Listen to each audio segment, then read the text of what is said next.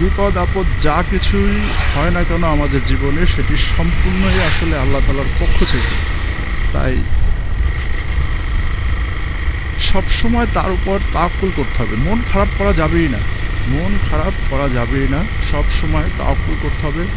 বেশি বেশি আসলে নামাজ পড়তে হবে। নামাজ থেকে কখনোই দূরে সরে যাওয়া যাবে না। আপনি যখনই নামাজ থেকে দূরে সরে যাবেন, বিভিন্ন ধরনের বিপদ চলে আসবে এবং আপনি কখনোই মানসিকভাবে আসলে শান্তি পাবেন না। মানসিকভাবে শান্তি পেতে হলে আপনাকে নামাজ পড়তে হবে, আর এরকমের সুন্দর সুন্দর জায়গাগুলোতে আপনাকে ঘুরতে বের হতে হবে।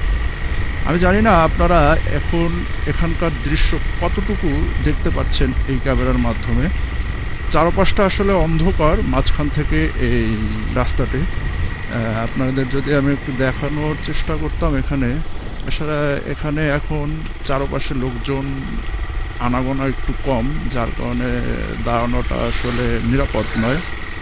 তারপরও আমি যতটুকু এই চলার পথে আপনাদেরকে দেখানো যায় ততটুকু দেখানোর চেষ্টা করছি।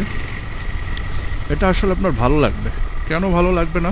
এটা আল্লাহ তাআলার রহমত, যে আল্লাহ তাআলা আমাকে এত সুন্দর জায়গা দেখার সুযোগ করে দিয়েছেন এবং আপনাদেরকেও আসলে দেখানোর সুযোগ করে দিয়েছেন।